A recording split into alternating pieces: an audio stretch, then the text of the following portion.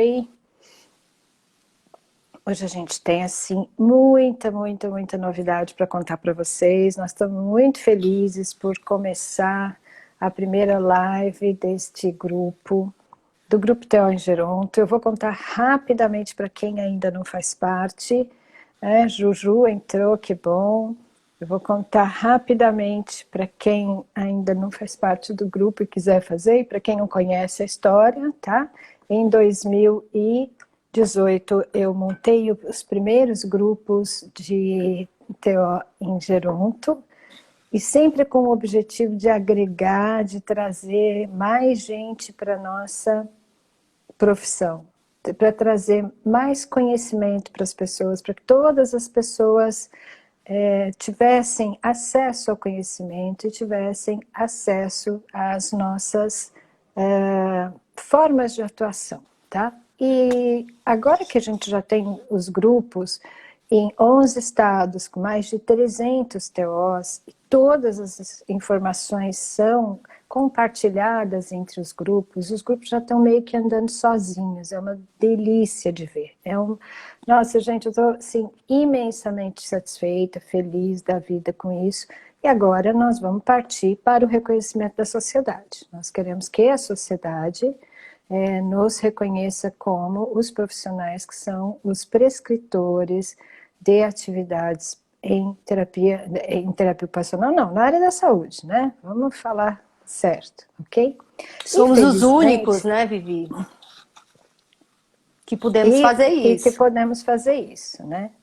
E felizmente eu tenho encontrado nessa luta, nessa batalha, nesse caminho, as pessoas que querem agregar, sim, as pessoas que estão lutando junto e que fazem, tanto lá no seu local de trabalho, quanto aqui no grupo, né? Então a Manu topou fazer várias coisas comigo, já ela segue as minhas maluquices e fala, não, vamos lá, vamos fazer. O que é uma delícia, tá? Então, eu vou apresentar para vocês agora a professora doutora Emanuela Matos, professora da Unifesp, do curso de TO na Baixada Santista, e a gente tem o prazer de estar aqui com ela hoje conversando, e este vai ser um bate-papo, não é uma entrevistada e uma convidada, nós nos convidamos e nós fizemos a live para começar, para estar todo mundo aqui. Né? Então a gente está assim, bastante feliz com vocês hoje, tá? Para quem não me conhece, a Manu vai falar dela um pouquinho, dos projetos que ela está tocando, com quem que ela trabalha, né? Legal. Para quem não me conhece, eu sou a Viviane Abreu, Vivi Abreu, que trabalha na área de gerontologia há muitos anos. A Manu me perguntou há quantos anos, não vou contar. Conto. Eu estou há 35 anos nessa área e continuo produzindo muito, vou fazer muito, se Deus quiser, e com a ajuda de vocês nós vamos fazer mais, tá? Para quem me conhece sabe que eu introduzi a reabilitação cognitiva dentro da terapia ocupacional e espero que, e é uma felicidade hoje olhar aquela planilha e ver que tem 300 TOs e a grande maioria escreve lá reabilitação cognitiva. Olha que delícia, né? É isso mesmo que eu quero que as pessoas façam, tá? Então, sejam bem-vindos e vamos conversar hoje um pouquinho a respeito desse tema. Antes disso, eu vou pedir para a Manu contar para vocês como tem sido o trabalho dela, tá? Dentro da Geronto. Vai aí, Manu. Eu acho que é legal eu contar não só um pouquinho do meu trabalho, de onde eu venho, né, do que eu venho desenvolvendo, mas também como que a gente se conheceu, como começou um pouco essa parceria, né, Vivi? Então, hoje eu estou há 10 anos na Universidade Federal de São Paulo, com a minha parceira que está aqui também, que eu já vi que ela está aí, Márcia Novelli.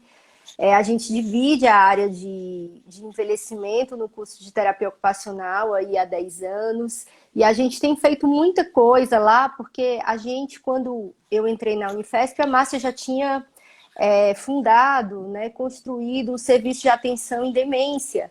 E aí eu entrei para colaborar, o serviço hoje, ele cresceu bastante, a gente continua atendendo pessoas com demência, famílias, cuidadores, E a gente ampliou também para o envelhecimento saudável. Então, lá a gente tem um acompanhamento desse idoso e dessa família numa linha de cuidado que vai desde do tempo em que essa pessoa envelheceu e que está bem, e a gente continua acompanhando se ela envelhece com alguma doença crônica. Antes de entrar na Unifesp, a minha trajetória toda foi após formação na área de envelhecimento, e em 2004 eu tive o prazer de conhecer a Vivi num curso que ela foi dar de estimulação cognitiva em Fortaleza, que é de onde eu venho. E quando eu conheci o trabalho da Vivi, eu fiquei encantada. Eu disse, gente, essa mulher é muito fera. E eu comecei a acompanhar as coisas que ela fazia em São Paulo. E eu dizia, gente, um dia eu preciso ir a São Paulo, fazer as coisas com ela, aprender com ela. Demorou um pouquinho, mas eu vim. E quando eu vim, eu pude aprender com a Vivi, fiz cursos com ela, cheguei a fazer algumas supervisões. E aí entrei na Unifesp, a gente acabou seguindo caminhos um pouco diferentes, mas sempre uma em contato com a outra, uma podendo agregar no trabalho da outra. Então, a gente acabou se reencontrando a partir do momento que a Vivi tem muitas ideias, né, inovadoras e tecnológicas, e aí me procurou, a gente começou a conversar, e a gente começou a caminhar em alguns projetos juntas, e aí estamos aqui agora. E antes da gente chegar aqui propriamente nessa live, eu quero contar para vocês por que a gente chegou aqui nessa live, né?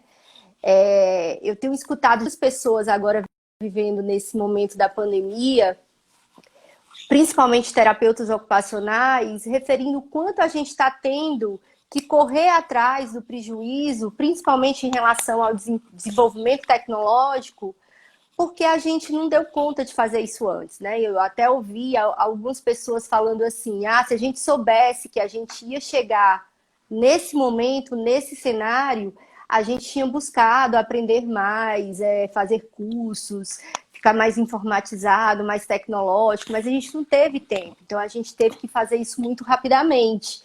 E aí a gente estava conversando, eu e a Vivi, eu disse, Vivi, você é uma pessoa à frente do seu tempo, porque já faz muitos anos que a Viviane, não que ela vinha fazendo teleconsulta antes disso, mas que ela usa os recursos tecnológicos na reabilitação cognitiva. Eu disse, Vivi, a gente tem que fazer uma live falando disso, já que você tem muita experiência, muita coisa para contar para a gente a respeito disso. E aí eu passo a bola para ela agora, para ela poder falar um pouquinho do que ela pode dar de dicas, de sugestões aí para tantos TOs que estão tendo que se reinventar nesse momento, né? Diariamente. Nem fale. A gente está tendo que fazer isso de qualquer forma. Como a Manu disse, gente, eu também não usava a tecnologia como parte da consulta, né? Eu não fazia consulta por videoconferência e nem por nada, tá? Telefone, nem nada. Lógico que por WhatsApp você dá algumas orientações para a família, a gente já fazia isso, né?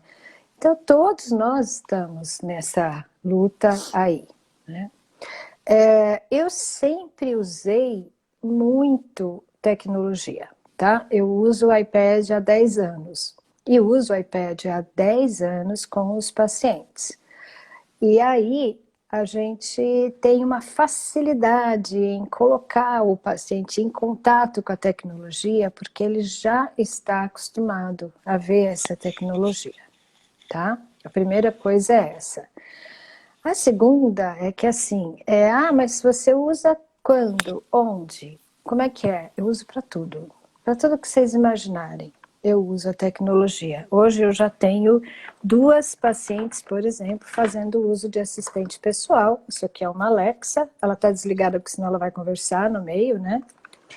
Então, já tenho 2 pacientes usando a Alexa para lembrá-la de fazer coisas. É lógico que para isso a gente vai conversar como que a gente conseguiu colocar, tá?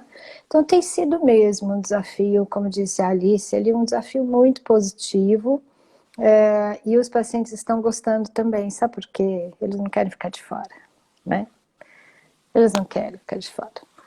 É, quais são as plataformas que eu uso? Dentro desse grupo, a primeira coisa que a gente fez foi colocar as pessoas em contato com uma planilha do Google. As pessoas têm que entrar nesse grupo, perceber que é uma network, que é um grupo de trabalho, não é um grupo de WhatsApp. Elas têm que preencher uma planilha. E aí começa a nossa primeira dificuldade. Então, esse grupo também teve o objetivo de fazer com que as pessoas se empoderassem da tecnologia. Tá? Que o Google já existia, que a gente podia usar. No começo, em 2018, as pessoas falavam assim para mim: Vivi, pelo amor de Deus, do que você está falando? Né? Que é isso? Por que a gente tem que fazer isso? Tá? E aí nós vamos contar outra novidade boa que a gente tem para hoje também. Hoje em dia, quando eu falo assim, precisa de um Gmail, quase todo mundo tem, naquela época quase ninguém tinha. Há 2 anos atrás. Eu estou ilustrando isso para dizer para vocês como a tecnologia é rápida e que se a gente não estiver seguindo, fatalmente a gente vai morrer na praia. Vai ter problema sim, né? Então hoje eu uso a plataforma que o cuidador e o paciente, porque eu tenho pacientes que são independentes e que eles usam, né? Conseguem aprender mais facilmente, ok? Eu uso o Zoom. Por que eu uso o Zoom? Porque, em geral, eu estou no computador, no Zoom, e com o iPad também logado nesta mesma consulta, para eu usar alguma coisa para compartilhar a página, para que o paciente continue me vendo. Vocês podem fazer isso pelo telefone e pelo computador. Hoje em dia, quase todo mundo tem um smartphone e um computador, né? Então, nessa consulta que nós estamos em casa, nós conseguimos fazer isso, tá? Tem que testar? Tem que testar. Tudo tem que testar. A Manu e eu fizemos vários testes para chegar aqui, e mesmo assim você viu a minha dificuldade para começar e lembrar onde é que estava o botão, né? Ok. Tem uma certa motivação para certas tecnologias? Tem. Eu, por exemplo, não tenho motivação para usar o Instagram. Agora estou aceitando o Instagram porque ele vai ser uma ferramenta dentro do grupo de TO, mas eu não fiz isso antes, tá? Apesar de ser tão tecnológica.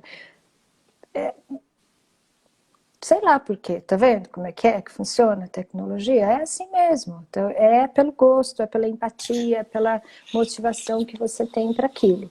Então, nessa hora, como terapeutas, a gente precisa entender que a tecnologia já não é mais um recurso se eu for usar. A tecnologia faz parte do dia a dia, tem que ser avaliada, inclusive existem muitas pesquisas dizendo que as pessoas que já usavam a tecnologia anteriormente são capazes de ser identificadas no seu declínio cognitivo, porque elas não estão conseguindo mais usar a tecnologia atualmente.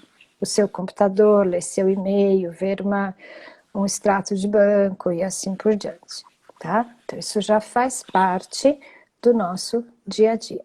Então eu uso como plataforma o Skype, quando o paciente gosta e quer o Skype, eu não tenho que compartilhar a tela. O Skype, neste momento, ele é uma plataforma muito pesada, ele rouba muito da energia e da memória do computador, e é um problema. É melhor vocês migrarem para outras plataformas. Microsoft Teams, outras coisas, tá? Que sejam atuais e mais leve. O Skype vai acabar saindo, eles sempre falam e nunca sai, então tudo bem. O WhatsApp dá para colocar hoje em dia até 8 pessoas, todo mundo sabe disso, mas não dá para compartilhar a tela, então não é uma boa ideia, a não ser que você, esse negócio de você ficar mostrando, virando a tela e fazendo assim, ó, na frente da cara do paciente, com o celular, pode não ser uma boa ideia, principalmente com o paciente que tem demência, tá? Uma das informações mais importantes para o cérebro é a velocidade do processamento de informação. Então, você rapidamente virar as coisas e rapidamente colocar uma informação ali pode não ser muito interessante. É melhor você compartilhar a tela. Procure usar, então, uma plataforma que te dê essas características, tá? E aí a gente vai treinar a habilidade da gente primeiro e depois treinar a habilidade da pessoa que está do outro lado usando essa tecnologia, né? Uhum. E a gente tem visto isso até nos cursos, né, Manu? Sim, sim. Uma questão que eu não sei se foi abordada em alguma live, mas eu fico imaginando, Vivi, eu tenho acompanhado algumas lives de médicos e eles têm orientado bastante as famílias que algumas pessoas começaram a manifestar alguns sintomas iniciais de alteração cognitiva na pandemia. Uhum. E aí, eu não sei como que tem sido, eu acho que você poderia falar um pouquinho, como que você tem feito, como que tem sido a procura, como que você faz a avaliação de novos pacientes dentro do momento que a gente está vivendo, já que você também acaba podendo fazer algumas avaliações por meio da tecnologia que você usa, dos recursos que você tem. Fala um pouquinho pra gente. Tá. Olha, gente, eu uso várias avaliações cognitivas ao longo dos anos de lápis e papel, tá? A gente tem várias plataformas hoje em dia que você consegue avaliar o paciente dessa mesma forma, em que ele vai... você tem no iPad ou no tablet, você tem, por exemplo, até a avaliação trilhas, que não dá diferença em termos de segundos, não dá diferença em termos de desvio padrão com o papel, tá? Tem outras que você pode fazer assim online também, mas o problema não é você usar a avaliação, é você ter domínio sobre aquela avaliação, porque aí se você vai usar, você sabe o que pode acontecer e o que não pode acontecer durante aquela avaliação. Tá? Por exemplo, você vai fazer um moca e naquele momento a esposa do paciente resolve andar pela sala. O moca tem tarefas de atenção que são difíceis e vai comprometer o desempenho do paciente, sim, tá? Então, dá para usar? Dá para usar, mas você tem que ter o treino anterior naquele tipo de tarefa que você vai fazer, para você poder orientar antes o paciente, a família, que naquele dia vai ser feita uma avaliação, você precisa estar dentro daquele domínio direitinho para você conseguir, tá? Essa é uma questão, Manu. A outra questão é você usar novas avaliações online, né? E aí a gente tem instrumentos para isso. Acho que no dia 15 a gente vai conseguir fazer finalmente o treinamento para os TOs, para usar essa nova tecnologia, né? Eu vou lançar um chamado inteiro para TO, tá? Então, a gente tem muita novidade, sim, e nós precisamos nos conduzir para esse fim, para o uso dessas atividades ou dessas novas tecnologias de avaliação. Porque elas são muito mais fidedignas, elas são muito mais específicas, elas trazem o resultado do teste ao vivo, presencial, ali para o paciente, para você. Não tem opção de vantagem para a gente fazer isso. Tá? A gente vê, a gente faz alguns testes hoje, o paciente, a família vai para casa e depois de um tempo o profissional faz um relatório, dá um parecer, depois de uma semana, 10 dias, 15 dias. E a gente está começando a ver, desde o que você apresentou lá na live do Altoida, o quanto cada vez mais a gente vai poder ter essas informações e esses resultados muito rapidamente, assim, instantâneo, né? Instantâneo. a pessoa vai ter aquele resultado ali, já vai poder discutir com o médico ali na hora, não precisa esperar, né? Isso Uhum. está muito rápido. Ele pode fazer a avaliação ali na hora ou com você, você já manda para o médico já dá o retorno para o paciente também online, né? Porque não vai esperar mais, né? O médico vai ver o resultado do exame igual ele vê o resultado do exame de sangue, Uhum. tá? O dia que o paciente fizer, já sai o resultado, já vai direto para o médico, né? Então, essa facilidade que a gente vai ter daqui para frente, viu?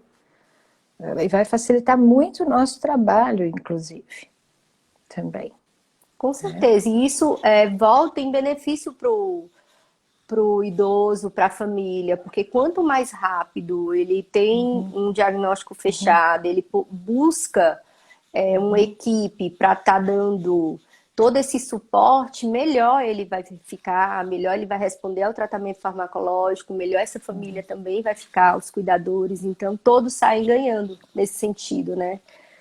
E a gente desmistifica um pouco aquela questão, né? Ah, não sei se é essa doença, se é outra doença, o resultado também passa por aí, sabe? O diagnóstico, né? No futuro, em que o próprio paciente, também a família, lê esse resultado na hora, ele sabe por que ele está fazendo esse exame. Hoje nós temos esse tipo de exame, o Altoida, por exemplo, com 10 anos antes do aparecimento de sintomas, ele já mostra as alterações cognitivas acontecendo com as Uhum, pessoas, né? Então, uhum, é bem legal da gente acompanhar, sim, esse tipo de tecnologia, tá?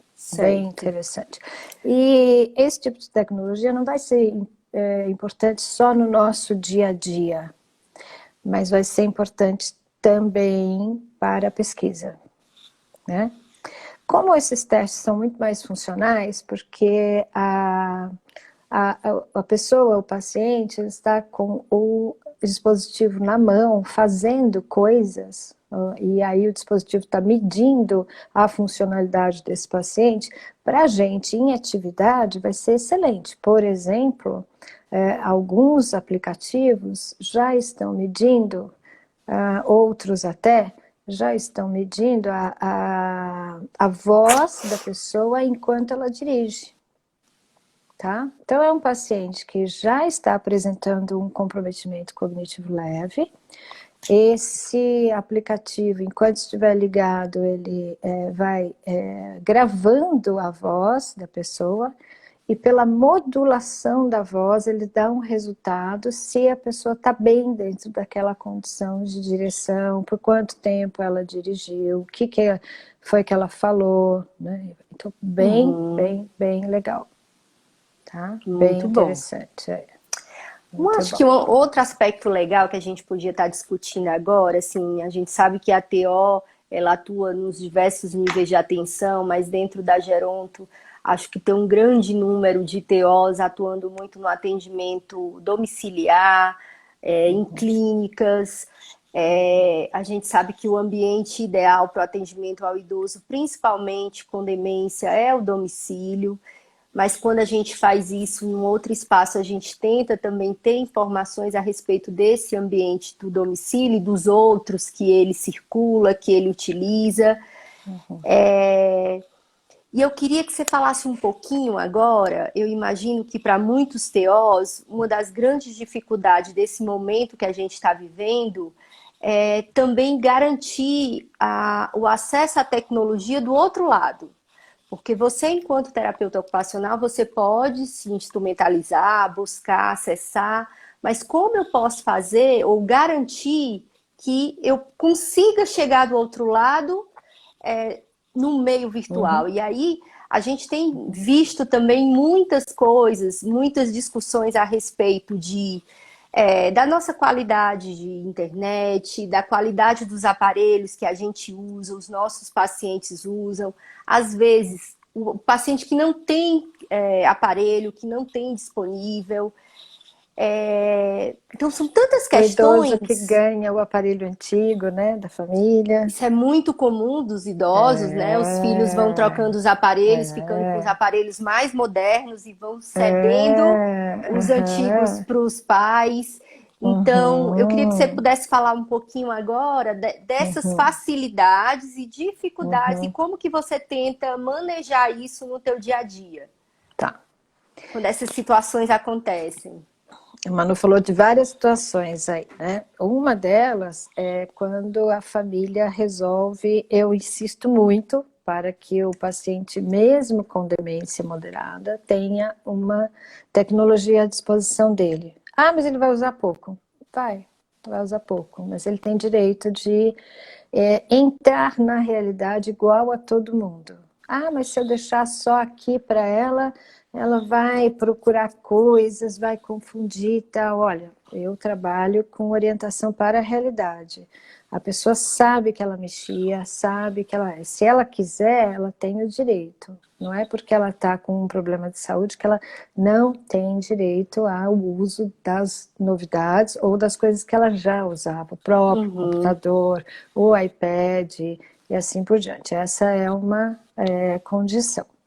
Eu É já um ensinei, contrato, é um contrato, faz parte do contrato. faz parte do contrato, né? Assim como a orientação ao cuidador faz parte do contrato também. Senão, nada feito, eu não atendo. Não atendo. Aí, a gente tem uma outra condição. Me chega um iPad 2, né? Em que não funciona. Não funciona. As plataformas não funcionam. Então, aí eu discuto com a família. Ó, você consegue usar aquilo? Então, você aperta, a função aparece e fica lá. E não vai. Então, não dá para eu trabalhar. Eu não consigo mais baixar certos exercícios, eu não consigo mais ter o toque na tela que responde, eu não consigo funções. Por quê? Porque a tecnologia já ultrapassou, então esse não serve. Se você quer que eu trabalhe com ele, dê o exercício para continuar em casa, manda um iPad correspondente à capacidade da sua pessoa, porque essa daqui não dá mais. Se for só para olhar foto, pode ser, pode ser. Então depende do que você quer trabalhar com o seu equipamento, né? Mas, gente, vocês já tentaram usar uma coisa que não funciona? Outro dia meu marido falou, eu falei, empresta seu iPad aí. Ele falou, você vai passar raiva. Eu entrei, o negócio não abria. E não abria, não abria, não abria, né? Eu devolvi para ele, fui pegar o meu. Assim, muito, muito pouco responsivo. E você perde um tempo enorme dentro da terapia tentando fazer a pessoa usar um troço que não funciona. Então, desiste. Aí não é aplicável mesmo a tecnologia, né? Infelizmente, ou felizmente, essa não é a realidade de todos os clientes. É verdade, certo? Mas todo mundo tem um telefone, um smartphone em casa. E isso vai ser cada vez mais verdade em todos os domicílios, em todos. Eu acho que se você traz para perto o cuidador e ele vê que o paciente consegue usar e consegue fazer, fica muito mais fácil você conseguir esse tipo de coisa. E vamos lembrar também que grande parte dos nossos idosos sustentam os seus lares, tá? Então, estão deixando de dar uma condição, um recurso para ele para fazer outra coisa. Isso aí, gente, não é com relação à tecnologia. Quantas vezes nós pedíamos uma agulha, uma linha, uma agulha de tricô? Ah, mas você já viu? Um pedaço de tela e não chegava. Não chegava, não chegava. Então, aí eu acho que o que a gente tem que mudar é o nosso discurso. Sabe? Assim como a gente tentava fazer a família trazer para a gente uma linha para bordar e que não vinha nunca, e no fim o Theo comprava e levava, não é assim? Quantos de vocês passaram por isso? Né? Então, essa não é a realidade, não. Esta é a realidade é esta. Todo mundo tem um smartphone e por que só o paciente não tem? Ah, mas ele fazia tricô, não fazia, eu não sei onde é que estão as linhas. Aí você pede fotos para montar um quadro de fotos, as fotos não vêm, não vêm. Então isso tem que estar na base do nosso contrato, Se são esses os recursos que você usa, faça o contrato desde sempre. Essa é a diferença, se você vai conseguir usar ou não. Né? Afinal de contas, nós precisamos deixar claro. Você quer que eu faça ocupoterapia com o seu familiar, é isso? Ou que eu trate. Então, vamos tentar discutir essas questões antes com a família, esclarecer bem, tenha consciência, né, do tipo de atividade que você faz melhor, o tipo de atividade que você também consegue, que tipo de recurso você consegue usar bem, e faça esse contrato, né?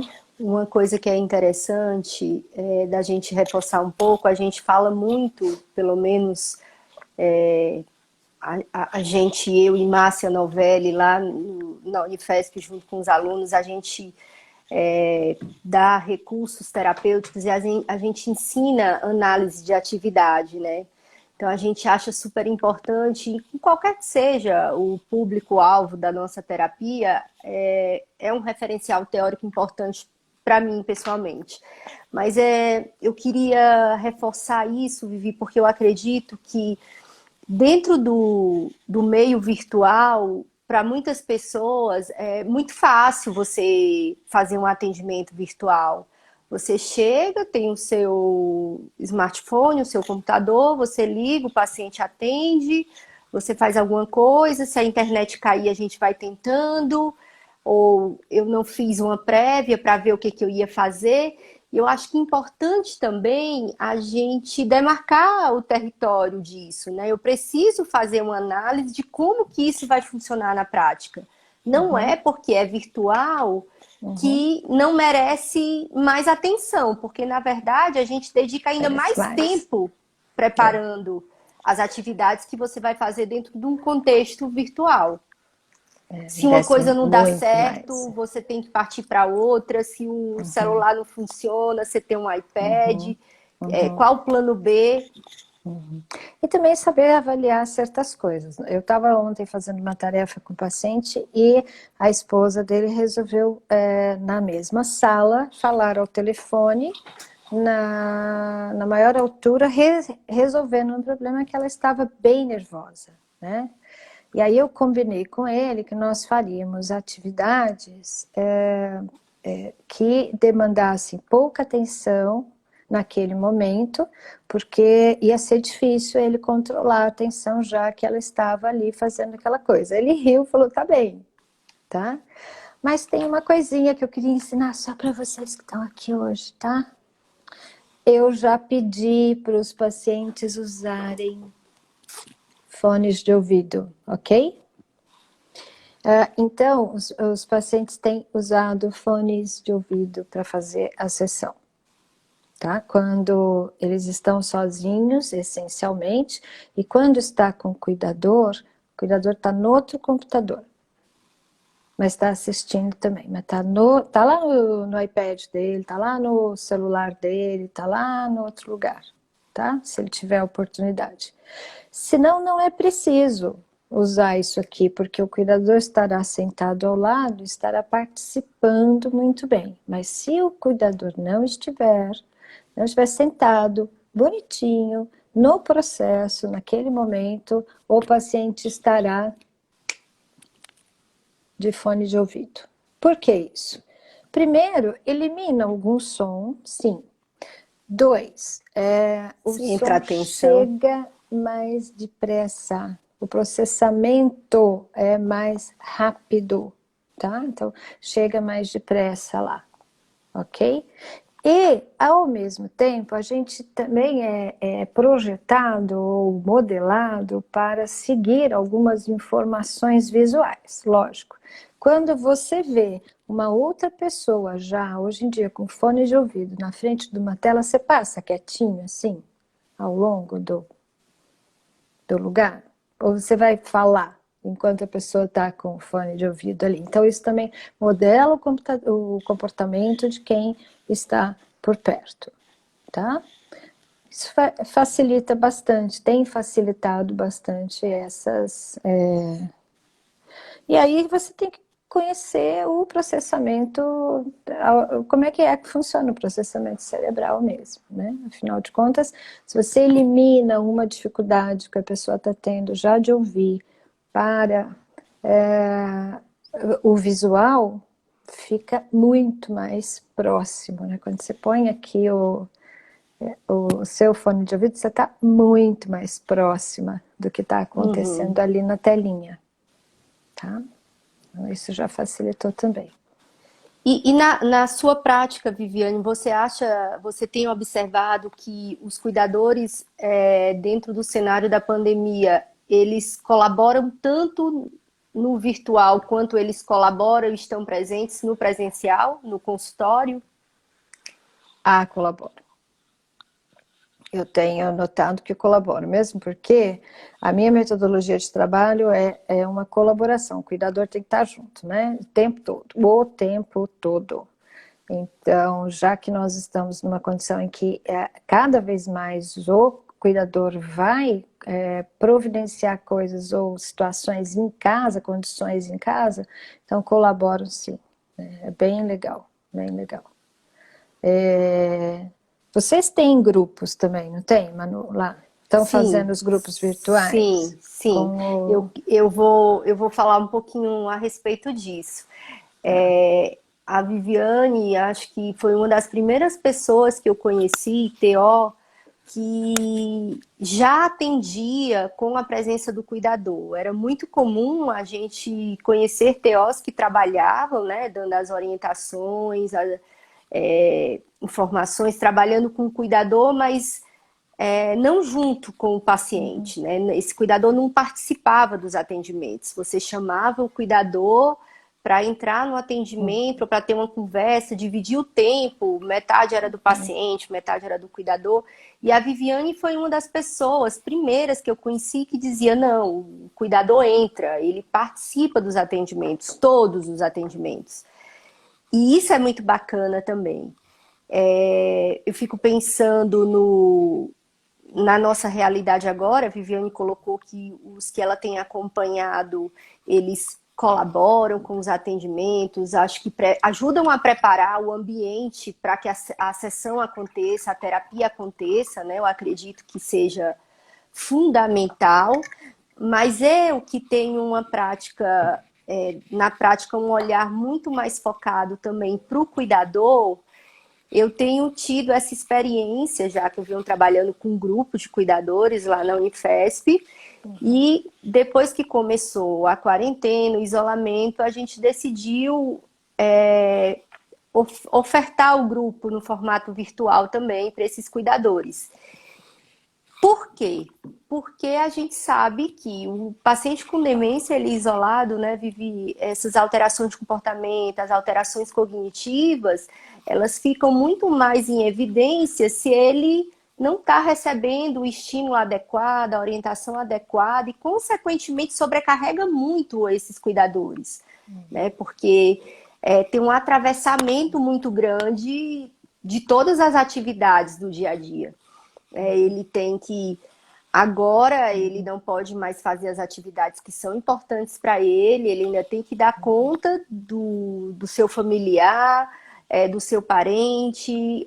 Muitas vezes esse familiar acaba também deixando de fazer as suas atividades. Ir para a sessão de terapia era importante, fazer uma caminhada na praça era importante, e agora todas as coisas não podem mais, e essa pessoa fica muito mais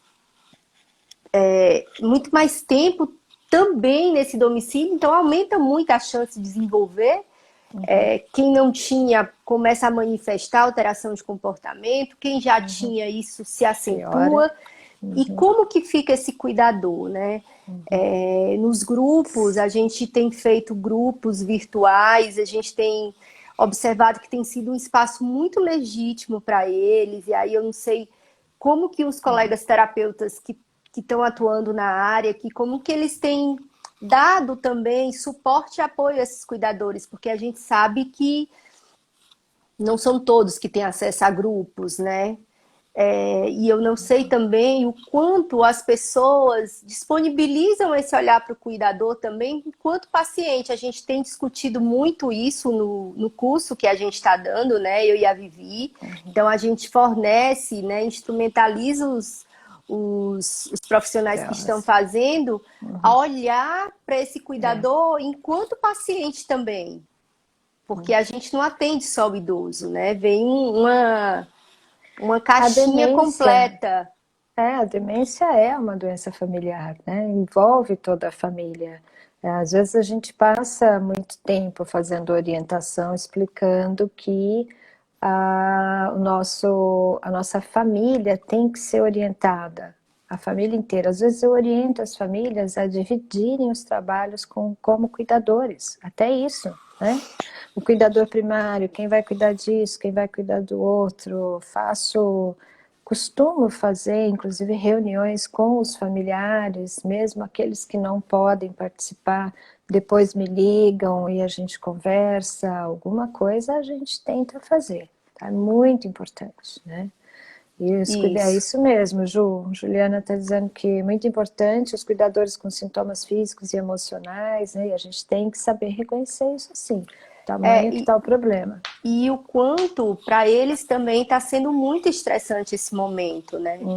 E eles também, um medo muito grande, né? O medo da contaminação, o medo de sair, trazer a doença para casa, para os seus parentes, o medo, depois vem a culpa, e se ele pegar, o que vai acontecer comigo? Então, nos grupos, a gente tem sentido que tem sim uma sobreposição de tarefas, as pessoas estão muito sobrecarregadas, né? Muita coisa, fora que a gente sabe que tem muitos cuidadores que são cuidadores e trabalham fora também, então estão em home office, então tem que dar conta do seu familiar, tem que trabalhar. Sim. Mas o que vem muito forte nas falas desses cuidadores que têm participado dos grupos são esses sintomas emocionais mesmo, muita ansiedade, como que vai ficar em relação ao futuro, um medo, uma insegurança muito grande de voltar ao normal, né? Será que vou poder fazer as coisas? Eu não estou me sentindo seguro para deixar o meu pai ou minha mãe ir ao médico, então eles perguntam, você acha que eu posso levar? Eu teria que ter levado, eu teria que ter passado com ele consulta, não levei, como que eu faço? Mas é seguro, eu tenho medo, eu tenho que ir de Uber, ou eu não tenho um carro. Não é? E o grupo tem sido um espaço muito importante de troca, porque eles falam, se expressam, né? Um fala, não pode ir, vai, porque o médico que me acompanha a minha família, fala que é importante porque eles podem piorar. Ao mesmo tempo, uma coisa que eu tenho observado muito é a medicalização muito maior desses cuidadores, viu, Vivi, nesse cenário. Então, devido a essa ansiedade muito grande que eles estão vivendo. Eu tenho visto alguns cuidadores ficarem doentes de fato, não é só medicar porque está só num quadro de ansiedade em relação mas que tiveram que sair, que tiveram que cuidar mais, com a sobrecarga aumentada, as pessoas estão somatizando também esses problemas. Então, os cuidadores neste momento acabam pedindo ajuda da família, acabam pedindo ajuda de outras pessoas, acabam aceitando um outro cuidador, aqueles que não aceitavam um outro cuidador, que sempre deram conta da situação, né? Acabam aceitando um outro cuidador em função da dificuldade de lidar. A gente escuta muito uma situação de que, não, ele só faz comigo, não, ela só faz comigo. E aí quando o cuidador se vê com um problema de saúde que ele não consegue, a gente vê também a piora do quadro do paciente, né? Isso já é pesquisa de muitos anos atrás, que já vem mostrando que o aumento do quadro de ansiedade do cuidador piora a cognição do paciente que já está em quadro moderado para grave e ele entra no quadro grave da doença, no estágio grave da doença, em função, sim, do cuidador que não aguenta mais, né? Que a sobrecarga já Uhum. passou do limite. Uhum. Infelizmente é mesmo, tá? É, e o que a É gente isso vê aí. muito assim, essa mudança na rotina, né? É, fica sobrecarregado, deixa de se Uhum, alimentar, não dorme uhum, direito. Ah, para uhum, mim o mais importante é que ele tenha uhum, almoçado, ou ele jantou, eu uhum. como qualquer coisa, não precisa, eu quero só dormir, uma Ah, certa então, apatia. essa é uma coisa bem interessante, né? Além do desenvolvimento da, da tecnologia, eu acho que uma coisa que eu adotei também neste momento, já que nós mudamos rotina e que o cuidador teria que aprender a rotina dele diferente também, e ele está em home office, ele tem coisas para fazer, eu pedi que o cuidador faça 3 quadros. Dei muito trabalho, viu, gente, para o cuidador. Eu dou muito trabalho para o cuidador. Vocês não fazem nem ideia. Mas eu dou trabalho para o paciente também. Eu não deixo o paciente na zona de conforto, não, tá? Uma das coisas que eu quero dizer com o protagonismo do paciente é que eu trabalho com orientação para a realidade, sim. Está acontecendo e quando sair você tem que sair de máscara. Você não está vendo nos jornais? Você não está vendo todo mundo chegar na sua casa de máscara? Por que você acha que só você não vai poder? Eu falo desse jeito com o paciente, assim mesmo, tá? Uhum. A outra coisa é você fazer com que o paciente tenha o quadro dele, eles tenham um quadro em conjunto e o cuidador tenha o quadro dele. Cada um tem seu quadro e eles têm um quadro em conjunto. Como que é Para esse que quadro? Qual que é a proposta do o quadro? quadro da rotina, quadro de rotina diária. Eu sempre Tá. faço quadro de rotina diária com os pacientes. Sempre, Mas sempre. teria um quadro para a semana toda ou seria todo dia muda? Como que é? Dá essa Esse dica aí pra gente. dou essa dica. O quadro do paciente é diário. O quadro conjunto é semanal. E o quadro do cuidador, ele pode ter semanal ou mensal, ele é que sabe. Tá? Ele é Certo. quem vai decidir o que é melhor para ele. Pensando que a gente tem que diminuir a quantidade de tarefas, né? É, os cuidadores, alguns fizeram o quadro para si próprio semanal e outros fizeram mensal. Ah, o meu já está pronto, pronto, acabou. Mas dá lápis para ele Uhum. poder tirar, apagar se mudar alguma coisa, né? Porque Uhum. está flexibilizando muito essa rotina, na verdade. Você marca o médico e tem que desmarcar. Você marca o exame, tem que desmarcar, né? Então, a Uhum. coisa está complicada. E o paciente é ensinado a ir ao quadro dele, visitar o quadro dele todos os dias. Faz parte da rotina. Rotina quer dizer rota, quer dizer um caminho. E funciona assim, Alice, funciona muito, né? A gente tem que ensinar um procedimento para o paciente e lembrar que o paciente com demência ainda tem memória de procedimento e aprende pela memória de procedimento, tá? A gente está chegando, assim, nos 7 minutinhos finais aí, assim, a gente tem mais, não sei, quantos minutos era de live? Tem 7 minutos. 50 59, 6 minutos. 6 minutos, né? Eu acho que a gente queria um pouco da participação de vocês também, com perguntas, né? Com coisas que vocês quisessem falar. Eu acho que vale a pena a gente ouvir um pouquinho e vocês poderem participar, né, Manu? Você Isso acha? aí. Você quer Alguém quer contar fazer alguma mais? pergunta? Ah, Vivi lembra de salvar no IGT. Ah, tá. A hora que acabar aqui, Juju, você me liga e me ensina, tá? Que você é expert no negócio aí. É a consultora do Insta. Ah, né? Ela que consegue, né? Muito, muito. A gente tem Vivi, um maior beijo. orgulho, né? Então, ninguém tem pergunta. Eu posso Ninguém tem continuar pergunta? falando. Oh, coisa boa, né? Ô, Vivi, Hum, fala pra mim, hum, o que que você acha que foi o maior ganho para a terapia ocupacional esse momento que a gente está vivendo agora? hum, Eu acho que a gente acabou podendo crescer um pouco, aparecer mais. O que que vocês acham? hum, O que que você acha hum. disso? Eu Você acha acho que a que gente ganhou mais voz? A gente ganhou. ganhou, é verdade. Mas, Manu, eu tenho lá uma crítica em relação a Vai. esse momento de pandemia. Eu acho que, no primeiro momento, as pessoas me lembravam a minha cachorra aqui no meio da sala, correndo atrás do rabo quando ela queria sair de casa. Sabe assim? Certo. As pessoas não olhavam para o lado, elas viam só o próprio problema, né? Como que eu vou dar conta disso? Gente, a gente não faz mais nada sozinhos. A gente faz parte de uma equipe, né? A gente faz parte. O TO é imprescindível? Marlene, você tem toda a razão. O TO é imprescindível, só que nós temos que mostrar à comunidade, à sociedade, nós estamos devendo isso para a sociedade. Né? Então, nesse momento que eu acho que nós ficamos correndo atrás de como que eu vou lidar com isso, como que eu vou salvar o meu ganha-pão, como eu vou salvar o meu atendimento, né, de Uhum. tudo, os declínios cognitivos aumentaram, ocorreram muitos problemas dentro da casa e a gente tinha já um grupo trabalhando nisso. Né? A gente produziu o primeiro boletim, dia 26 de março, nós fizemos a primeira reunião no grupo de TO e Geronto, como fazer teleconsulta. Olha isso, né? Então, eu acho que é por aí que a gente tem que seguir juntos, tá?